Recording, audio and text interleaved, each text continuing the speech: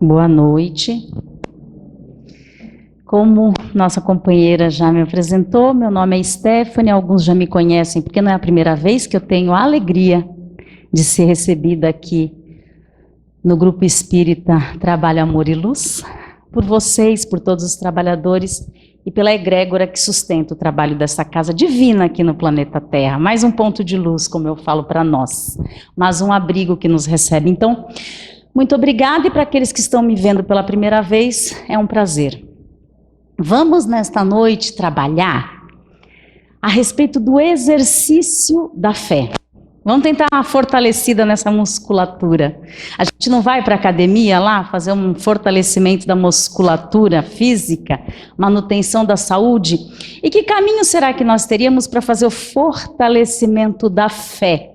A manutenção saudável desse nosso conceito de fé. Então, o primeiro convite é que assim, vamos tentar fazer um processo de atualização da fé.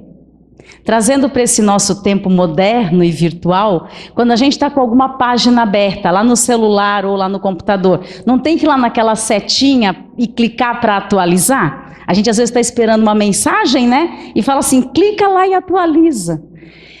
Então o convite é esse, que nós façamos uma atualização do que é fé e de como é possível exercitar em nós, nas nossas vidas, de forma prática, isso que a gente entende como fé. Então eu quero trazer como base alguns trechos do Evangelho segundo o Espiritismo, lá no capítulo 19, para quem conhece ou lembra, esse capítulo fala sobre fé, a fé transporta montanhas. E tem um texto específico que fala assim, a fé humana e divina. E ali nós já temos assim um indício de que são fés distintas, a fé humana e a fé divina. Então eu vou ler aqui alguns pequenos trechos para a nossa reflexão do que o Espírito de Verdade nos traz neste texto, a fé humana e a divina, a respeito de fé. Diz assim, no homem, percebe que ele não fala nos espíritos, fala no homem. A fé é o sentimento inato de seus destinos futuros. Inato é aquilo que já vem de fábrica, nasce com a gente. Então, olha o que o Espírito de Verdade nos traz a respeito de fé. Olha que informação importante. No homem, a fé é o sentimento inato de seus destinos futuros. É a consciência que ele tem das faculdades imensas cujo germen foi depositado em seu íntimo, em estado latente a princípio, latente e adormecido. Germen a gente sabe que é uma sementinha. Então, olha como é interessante essa informação. Nesse primeiro momento, ele está falando para nós sobre fé humana. Então, olha que interessante se a gente parar para perceber que a fé é algo que vem de fábrica no homem quando ele encarna, no homem encarnado, vem em formato de germen, ou seja, uma sementinha, que é depositado no seu íntimo em estado latente. Sabe quando você coloca a sementinha na terra, ela está em estado latente, ou seja, adormecido. E que ele, ou seja, o homem, deve fazer eclodir e crescer por sua vontade ativa. Então, nós, encarnados, durante o nosso percurso, teremos situações em que seremos convidados, muitas vezes obrigados, na maioria das vezes obrigados, a fazer eclodir, que significa romper, e crescer esta fé. Mas até aí, ele ainda está nos falando sobre fé humana. Ou seja, fé é uma faculdade humana. Vem de fábrica com a gente, é um dispositivo do ser humano.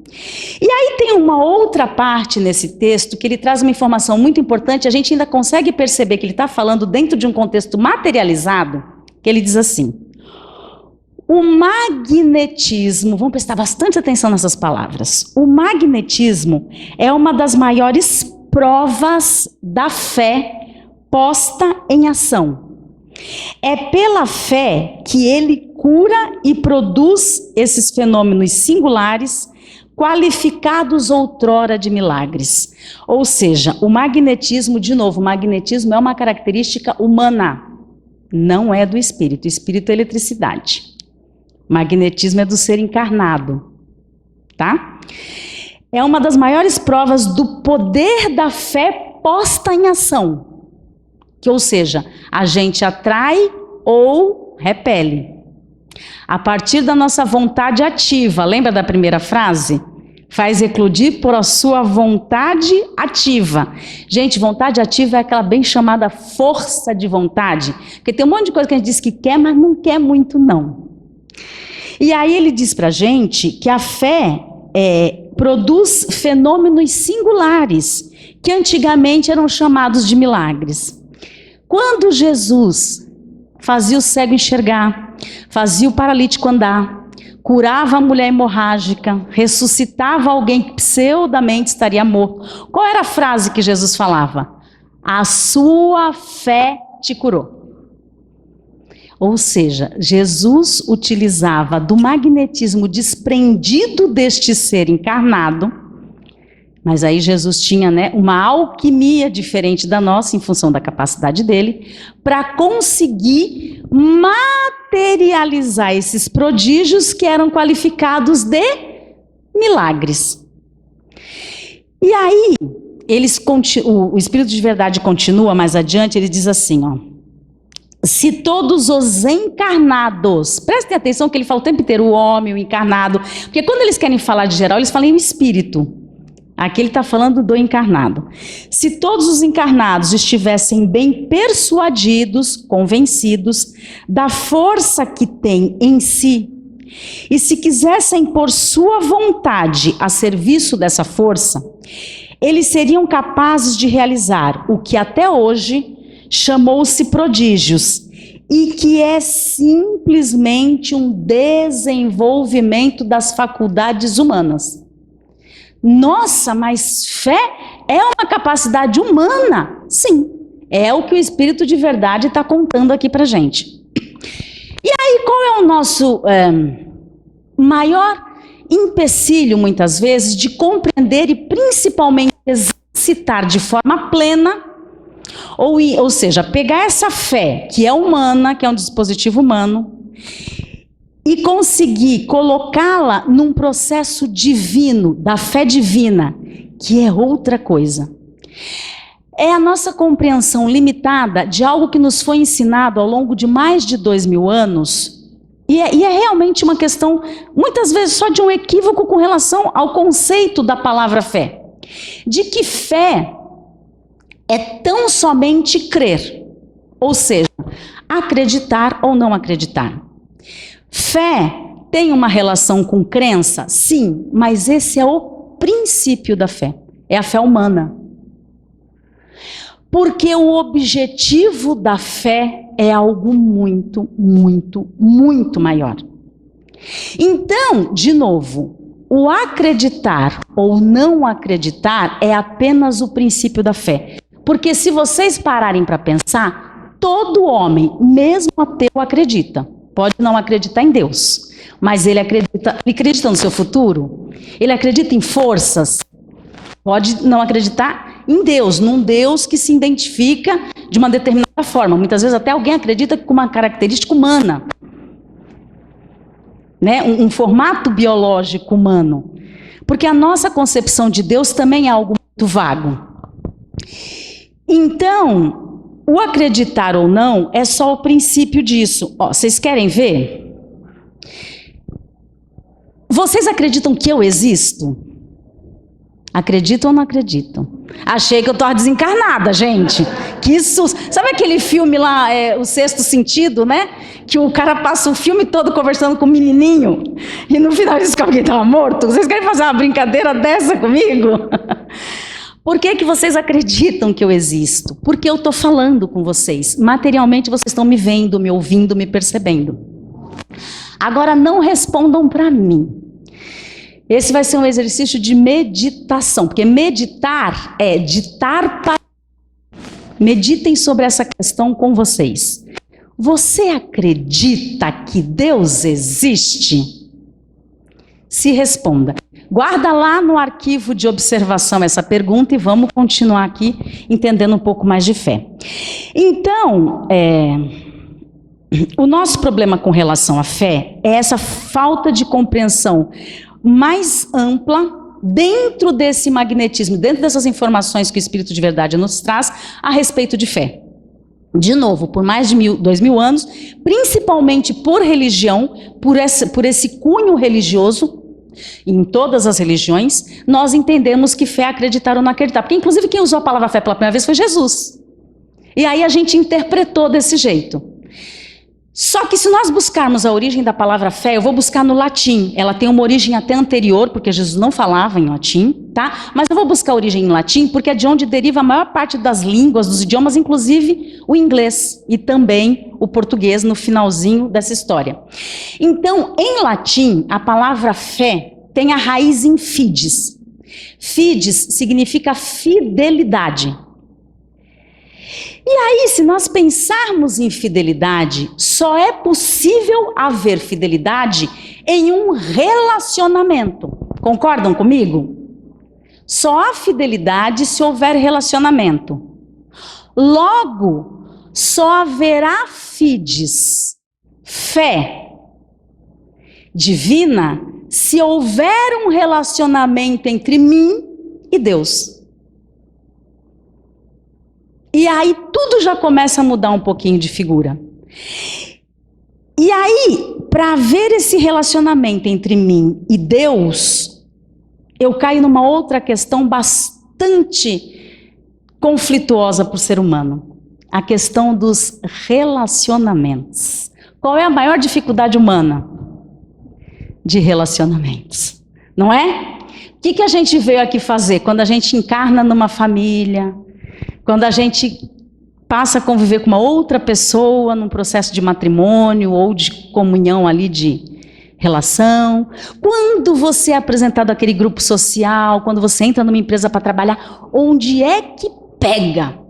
Nos relacionamentos. E a nossa dificuldade de relacionamento, e esse é um dos exercícios que a gente veio para esse planeta para fazer, é porque nós temos que nos relacionar justamente com o outro. Porque se não houver o outro, não há relacionamento. E sabe aquela frase que a gente conhece? O problema é sempre o outro. Sempre. Quando eu estou sozinha, rapaz, coloco o outro na história, tudo fica difícil.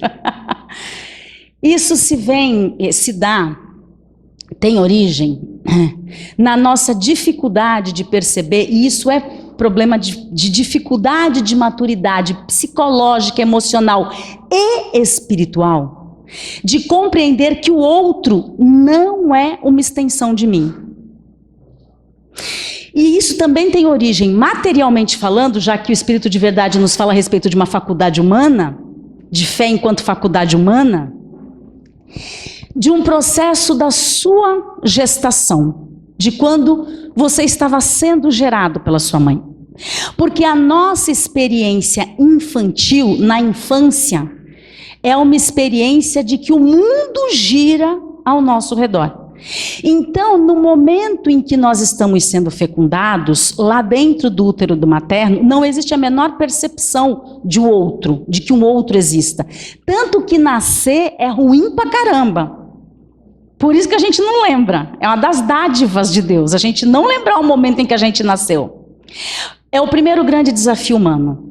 Porque a gente está lá, dentro daquele ambiente com temperatura sempre regulada, tendo alimentação sem ter qualquer esforço, não sofrendo nenhum impacto de nenhum tipo, nem luz, nem som, nada nos perturba. Nós somos o próprio universo. Até que se rompe a bolsa. E aí corta-se aquele vínculo simbiótico e o nascer dói. Porque muito além do nascer material, nasce junto um início de consciência emocional e psicológica. E aí é por isso que a criança, quando quer um brinquedo, vai lá, cata da mão da outra e sai andando. Ela é egoísta, ela é ruim? Não, ela não tem percepção da dimensão do outro. O outro é ela, o brinquedo do outro é ela. E muitos de nós passamos uma vida inteira tendo imensas dificuldades de relacionamento por não compreender que o outro não é uma extensão de mim. E aí, a gente cai naquela questão, né? Como assim meu marido votou em alguém que faz oposição a quem eu apoio? Como assim meu filho escolheu estar com alguém ou minha filha que eu desaprovo? É a nossa necessidade sempre de controlar. E se a gente tem dificuldade de entender essa extensão do outro, e isso dói na gente, dói.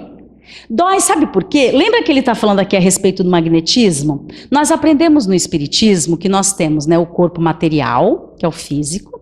Nós temos ali o perispírito, que em alguns momentos é também chamado de alma, Sócrates chamava de alma. E nós temos o espírito, certo? Certo.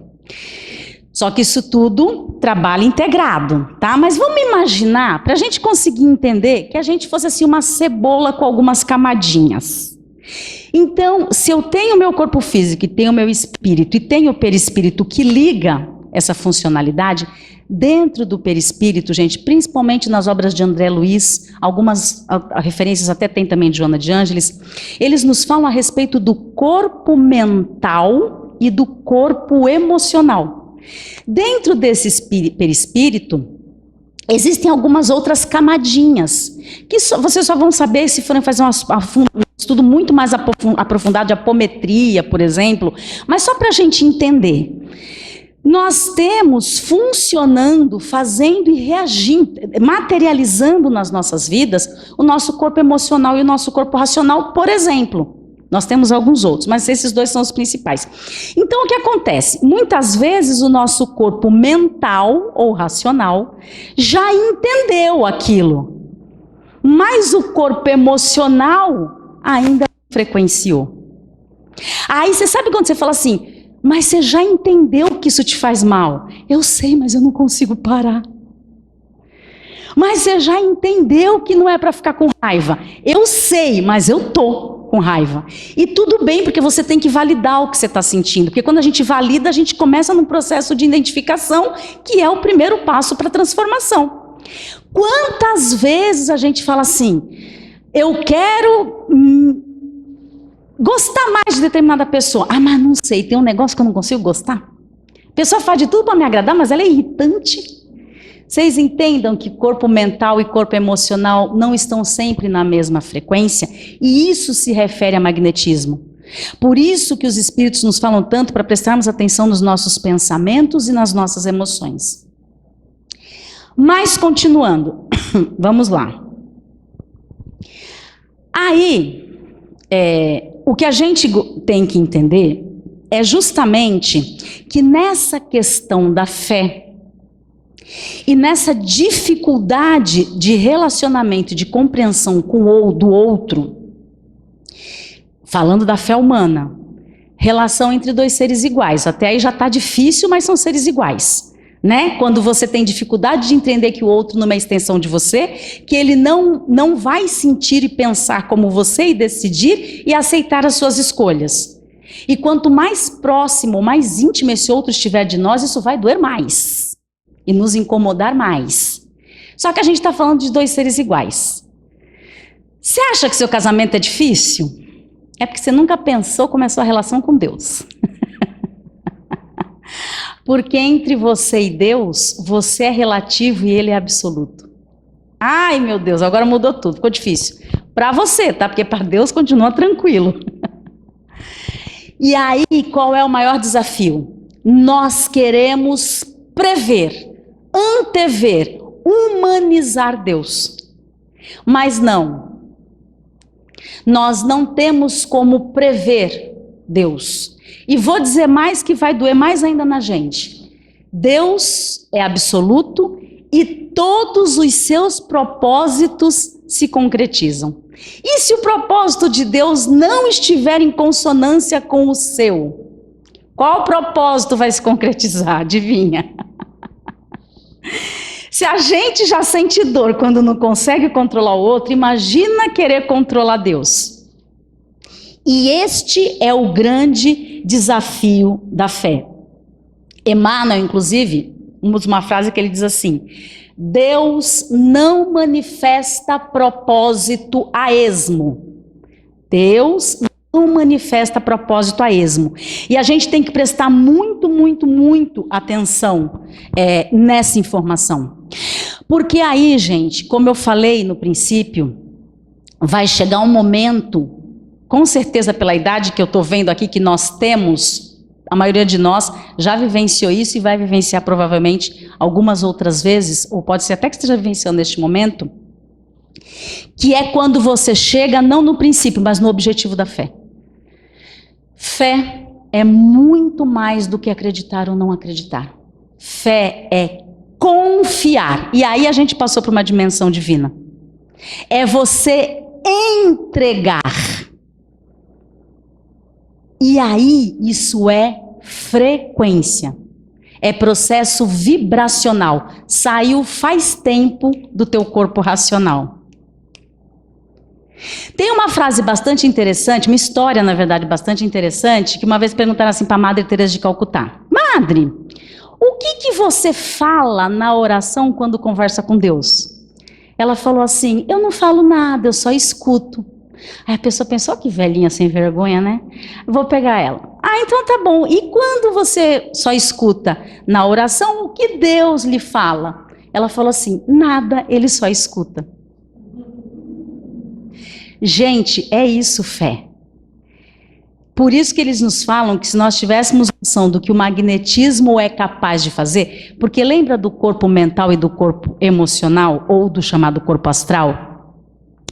Quando a gente, de fato, sai do controle, entrega num processo de confiança, você automaticamente muda a vibração do seu corpo emocional. E aí lembra do que a gente atrai ou do que a gente repele? Então a gente aproxima as probabilidades de solução. Porque muitas vezes, com essa visão equivocada do que é fé, a gente fala assim: não, mas eu tenho fé, eu estou rezando, eu estou fazendo e eu estou acontecendo. Enquanto você estiver fazendo, rezando e acontecendo, você está só atrapalhando. Está atrapalhando pra caramba. Na hora em que você rezar, fizer o seu e entregar, e de novo, como está o seu relacionamento com Deus? Como está a sua fidelidade no seu relacionamento com Deus? Neste momento da entrega, que você passa o controle para Ele, você entrega o volante na mão dele, mas não é da boca para fora. É no teu corpo emocional. Você passa a ter um negócio chamado paz. E aí você consegue facilitar os processos. Porque no planeta Terra, nós vivemos como se fosse assim, num grande campo de dados. Trazendo isso para nosso mundo virtual de hoje, ela é um campo de dados, um grande Google. E lá estão todas as respostas e soluções. E muitas vezes, principalmente nas situações mais dolorosas, nós aumentamos o nosso quantum de sofrimento. Porque nós nos dispersamos, nós nos distanciamos cada vez mais desse dado que está para chegar até nós. Lembra do ajuda-te, que o céu te ajudará? É a respeito disso. Isso nos fala muito a respeito de fé. Portanto, de novo, fé, o princípio da fé pode ser o acreditar ou não acreditar. O objetivo da fé é o quanto você se entrega de fato a este outro. Mas é um outro muito maior. Para a gente fazer uma comparação bem material e bem primária disso, imagina a seguinte situação: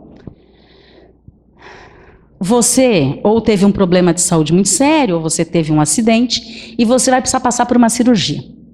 Aí você está lá no quarto do hospital, ou numa sala de espera, e aí a enfermeira chega para você e fala assim: você vai entrar para fazer a cirurgia agora.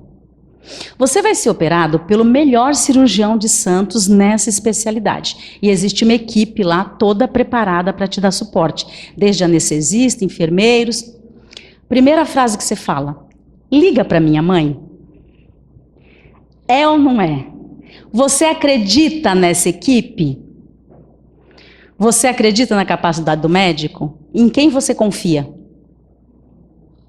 Na sua mãe.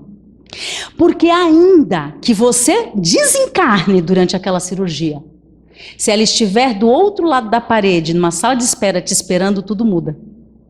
Você pensa, ainda que eu morra, eu vou morrer bem. É ou não é assim que funciona? Isso é fé.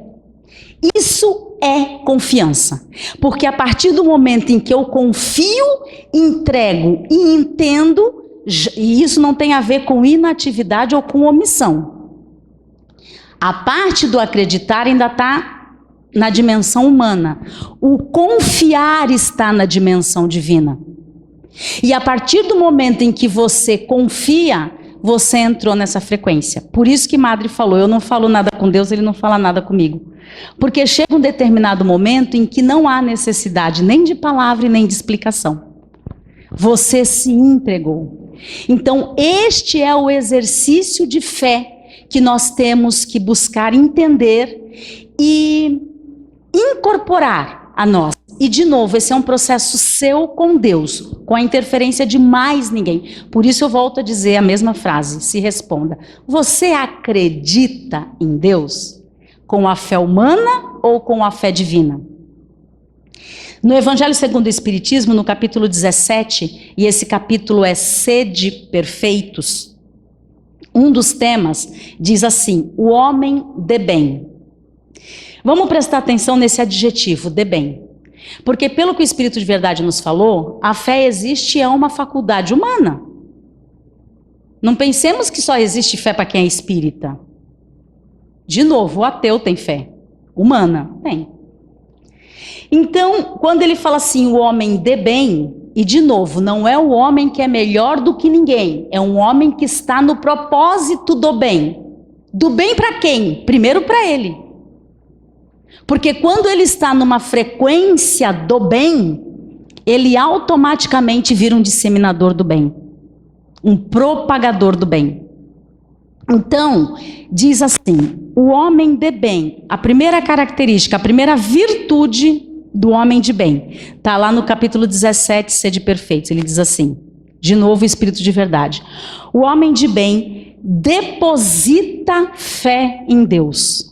Ele pega toda a sua confiança e entrega para Deus. É Pix direto, tchu-tchu, caiu lá. Deposita fé em Deus, na sua bondade, na sua justiça. Quantas vezes a gente tem certeza que Deus está sendo injusto, que ele se enganou. Na nossa história ele se enganou. Nas que a gente não merece. Na sua justiça e na sua sabedoria. Sabe que sem a sua permissão nada acontece e se submete à sua vontade em todas as coisas. Então, característica do homem de bem.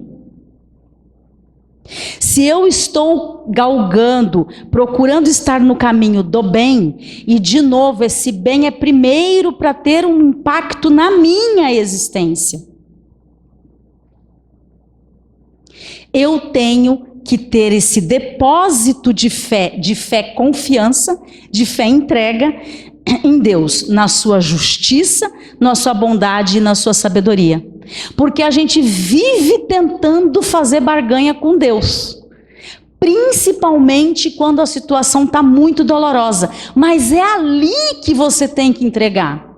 É ali que você tem que confiar e muito além do acreditar. Porque enquanto a gente não larga o controle, enquanto a gente continua concentrando tudo em nós, nós continuamos sentindo uma dor muito grande e muitas vezes piorando aquela situação. Sabe por quê? Porque você está atrapalhando o processo.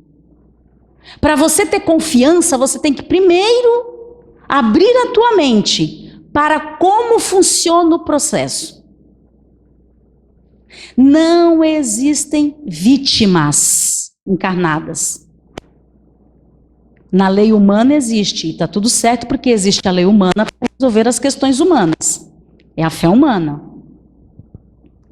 Mas na lei divina, e a gente está falando de fé divina, não existem vítimas. Por isso que assim, acreditar na justiça de Deus não é fácil, não, mas é exatamente esse o exercício.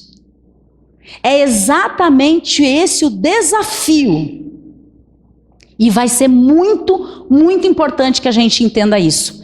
E que a gente entenda duas coisas muito importantes, até para lidar com o outro. O outro não é uma extensão de você. Não, você não é dono do seu filho, você não é proprietário da sua esposa ou do seu esposo.